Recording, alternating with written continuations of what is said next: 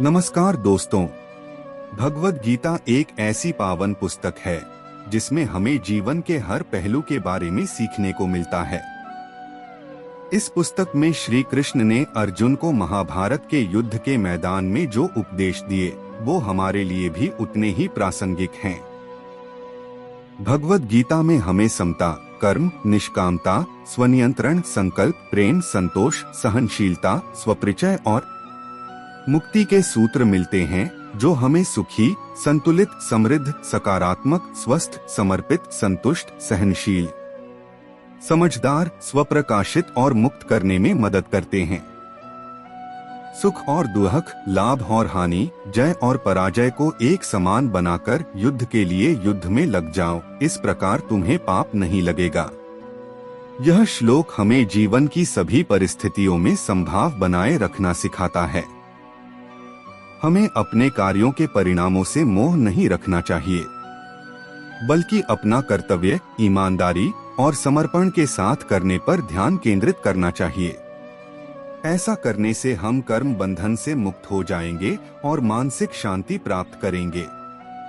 आपको अपना निर्धारित कर्तव्य निभाने का अधिकार है, लेकिन आप कर्म के फल के हकदार नहीं हैं।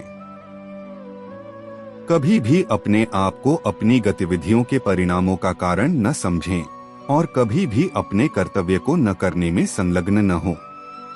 यह श्लोक हमें बिना किसी इनाम की उम्मीद या असफलता के डर के अपना कर्तव्य निभाना सिखाता है। हमें कर्मों के फल की इच्छा से प्रेरित नहीं होना चाहिए और न ही अकर्मण्यता में आसक्त होना चाहिए। हमें ईश्वर की इच्छा के साधन के रूप में कार्य करना चाहिए और परिणाम उसे समर्पित कर देना चाहिए।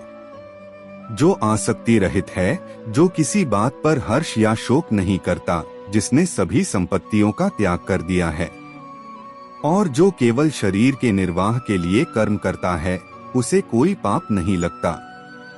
यह श्लोक हमें सांसारिक वस्तुओं और भावनाओं से अलग होकर सरल और संतुष्ट जीवन जीने की शिक्षा देता है।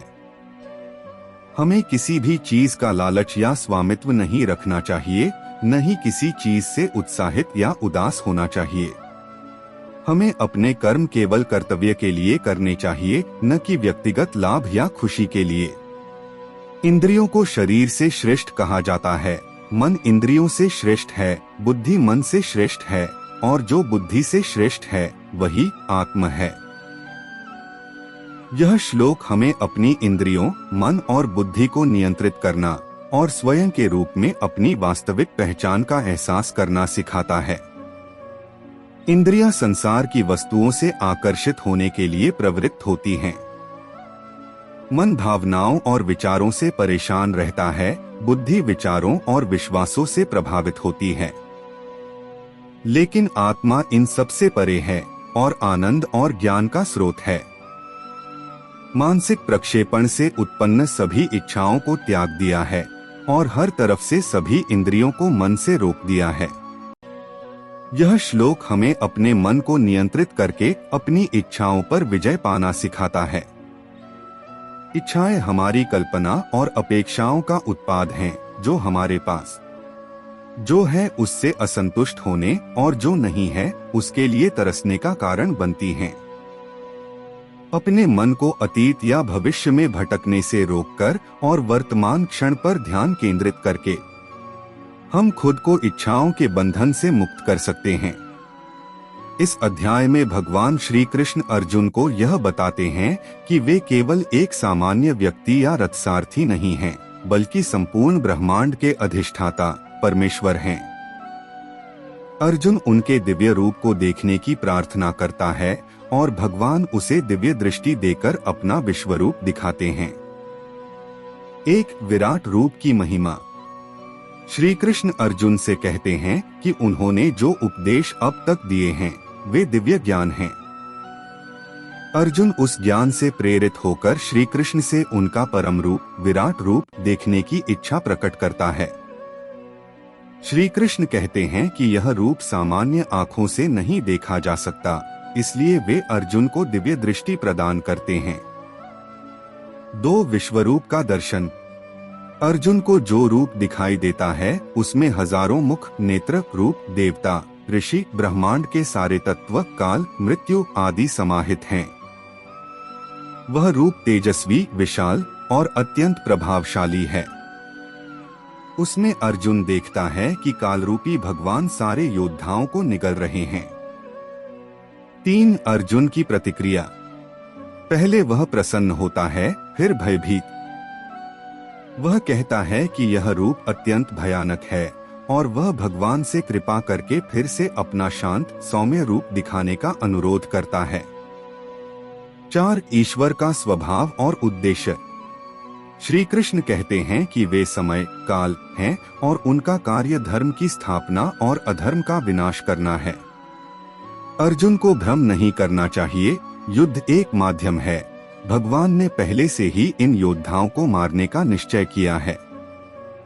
5 कर्म और भक्ति का महत्व। श्री कृष्ण अर्जुन को प्रेरित करते हैं कि वह कर्म करो, फल की चिंता मत करो, क्योंकि वह केवल निमित्त मात्र है। यह विराट रूप किसी तप, दान, वेद पाठ या यज्ञ से नहीं देखा जा सकता, केवल अनन्य भक्ति से ही भगवान को जाना और पाया जा सकता है। श्री भगवद गीता में भगवान श्री कृष्ण ने अर्जुन को कर्म, धर्म और जीवन के गूढ़ रहस्यों को समझाया। खास तौर पर कर्म के सिद्धांत पर गीता का संदेश हर युग में प्रासंगिक रहा है। कर्म का अर्थ केवल कार्य करना नहीं है, बल्कि इसे बिना किसी फल की आशा के निष्काम भाव से करना सिखाया गया है।